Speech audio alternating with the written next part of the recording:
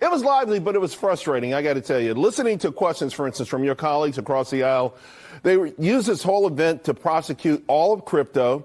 Ironically, most admitted they don't understand it. I mean, every question started like this. I don't know what this thing is. I don't like it. It shouldn't exist. Let's get rid of it. I mean, I was like, these are lawmakers. These are your colleagues. They want to get rid of something they don't understand. What's going on?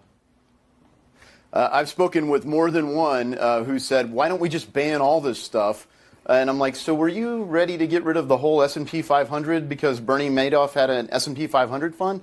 What, just the logic of this is horrible. Well, let me jump in, sir. Fundamentally, the asset class is a thing. I mean, Miranda, I take myself back to the night before when this arrest took place, and we were all planning our shows for the next day. We knew we were going to have this hearing happening. We were finally going to see this alleged con man testify before the House committee, and then whammo, the arrest finally took place. And what went through your mind?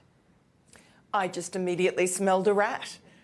This is extremely suspicious timing. There's no reason for them to have nabbed him there and then. They could have waited a few hours. The idea has been floated around that he was a flight risk. I mean, he's been there for weeks.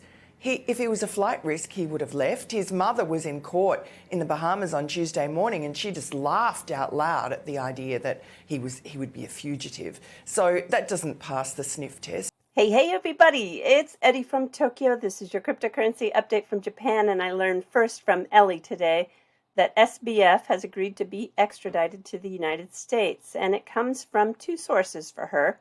He'll be released on bail per preconditions that his lawyer made with the Southern District of New York prosecutors. We're going to look at some crazy drama in this video. Oh, I can't say the word crazy. This is a new forbidden word by a list published by Stanford University today. Yeah, we'll get into that. Also, a Binance update. And no, it's not about Voyager. And a year-end surprise. Yeah, there's a gathering that's happening. All right, everybody, come on. Let's go.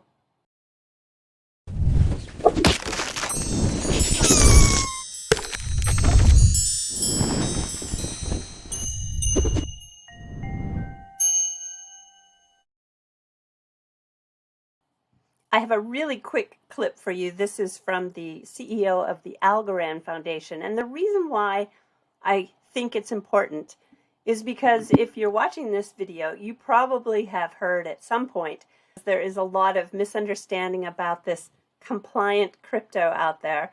And yeah, if you watch this and you still think that there is compliant crypto, I want you to go to this Codecast website and sign up for their XRP Ledger blockchain Web3 development with JavaScript. Maybe learning how to code on the XRP Ledger will put some of those crazy thoughts to rest. The global financial messaging standards have been evolving over the years, and the European and American central banks have signaled that November of this year being the go-live date for the new standard ISO20022. In which Algo is one of the 5 cryptos reported to be compliant with this new standard. How will this change affect Algorand, if at all? Yeah, the most important words in that question are reported to, because we don't know where that came from. Honestly, that is my honest answer for that. It doesn't make any sense, actually, that a layer 1 protocol of any kind, us or the other 4, would be, ISO. It's a messaging format standard. Yep. So how would that be baked into a layer 1 protocol? I don't even really understand what that means. Well, there's never a lack of entertainment on Twitter, and I think many of you saw that Elon Musk had put out a poll that asking people should he step down from the head of Twitter, and that he would abide by the results of the poll. Well, he lost just by a small margin. 57% said yes, he should step down. What really entertained me is that Snoop Dogg put out his poll, should I run Twitter? And 81% of the 3.3 million votes in the final results said yes. And Charles Hoskinson just can't keep off the Twitter stage. He tweeted out that there's no point inviting toxicity into your life. It's abusive and pointless, even in saying it now. There are mocking baby memes. Life is too short. Move on and cut it out. XRP provides no partnerships or technical value. The community is toxic and petty. I can live without it. Well, David Schwartz, also known as Joel Katz on Twitter, the CTO of Ripple, said, "You may want to wait a few days, read this tweet back, and think about whether you're sure that's the combination of things you really want to say." Do I think there's some hidden meaning here? No, not really. I think David is just saying, take a breath, step back, sleep, wake up, look at it again, and maybe reconsider. I've been in this space quite a while. Yeah, officially January of 2014 with my first Bitcoin purchase, and then really jumping in with both feet in 2017. And I remember all the headlines, especially when Binance launched in 2017, and they announced his profit was like 7 million in the first 3 months. That's just pretty crazy now when you think about it. And then later on, CZ moved the operations to Tokyo for a short while. And I also remember these types of headlines too. Here's one from 2019. European regulations will crush Binance, Kraken, crypto exchanges. Well, if you just take a look at what headline followed this in May, Binance is now a fully regulated digital asset service provider in France. But I want to show you some news that went under the radar, and I think what it will show you is that he doesn't seek jurisdictions that aren't regulated. This space is addicted to FUD. It just loves the FUD headline. But Japan is super strict, and especially on exchanges. And it was announced on November 30th that Binance will be operating in the Japanese market as an entity regulated by the Japan Financial Service Agency, JFSA. That is saying something. I found I'm officially from another era. Today, Stanford University published a long list of forbidden words and then added the OK substitute. For example, white hat hacker. Nope, can't use that one anymore. You have to say ethical hacker. And you can't use lame anymore. You have to say uncool. Blind review? Anonymous review. White space? Empty space. Grandfathered? Legacy status. And guru? Teacher. And Chip from On the Chain must be from an era that's close to mine because he took a stab at making fun of this. He wrote that a white hat hacker and a guru walked into a blind review design contest. The guru understands white space while the white hat hacker draws a lame stick figure.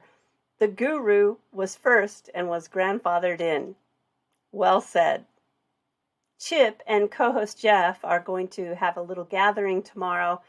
They're going to put on a year-end special.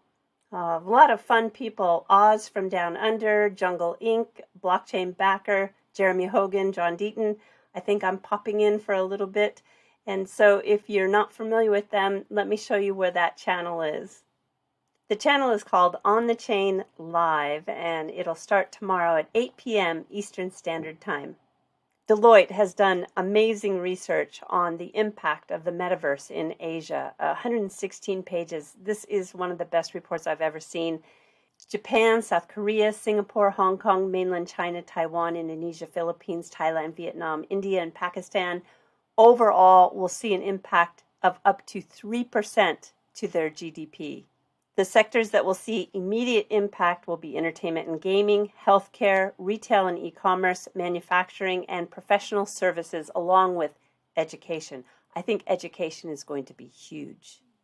For Japan alone, the potential economic impact of the metaverse will be by 2035, 87 to 165 billion per year. They break down the technology fundamentals, and for Japan, it has been announced that Web3 and NFTs is part of the national strategy going forward. I have a very interesting clip for you. Have a listen. 2023 is still going to be a challenging year for digital and crypto assets, not only because the market is still down, and frankly speaking, the global economy is going to move into recession in 2023, and that's going to impact the crypto and blockchain-based economy, but also because we are going to move into more regulation, and there is a lot of uncertainty still in the marketplace. So I don't expect crypto and virtual assets to return back to early 2022 levels anytime in 2023. But I do think that there is going to be a lot of innovation. And what we have to realize is that it's not just, NFTs are not just a new category of digital assets. They are frankly the building blocks for Web3. And so during this period of time, you will see builders, entrepreneurs, investors putting money and putting effort into the pipes, into the infrastructure that is going to make Web3 scale in the future. So different kinds of applications are going to be invented for NFT. So they're not just pictures that you put money into and hope that it grows in value over time. It's not going to become, it's not going to be just a speculative asset, but rather it is actually going to become the Lego blocks that eventually assembled will become the next version of the decentralized internet. All right, everybody, we're jumping to the fluff. Well, today I saw an interesting statistic. This is the percentage of people who say they'll never travel again. And look at Japan at 35%. I think if I had to guess why this was so high is because the yen has become very, very weak. However, today the Bank of Japan shocked the markets by tweaking the yield cap from 0.25 to a half a point. Yeah, and it has brought the yen up about 2%. Maybe not enough to encourage people to travel overseas, but yeah, and the poor people who were traveling in Niigata, let me show you Niigata. Niigata is famous for their nishiki koi. These are the very fancy koi fish that sell for thousands of dollars a piece. It has fantastic sake, and the rice there is the best. In the last 24 hours, people have been stranded on the roads. Here is Tokyo, where my mouse is, and this is the Niigata region. Look at the snow depth here in Hijiori. This is 7.6 feet, and there was snowfall over 3 feet in a 24-hour period in many areas. No doubt there's going to be a lot of cleanup in Niigata. And here is Tatsuya Tanaka showing you a little bit of cleanup. Yep, my favorite artist who takes those everyday items and turns it into a very surreal, creative world. All right, everybody, do take care. Sayonara for now. Bye-bye.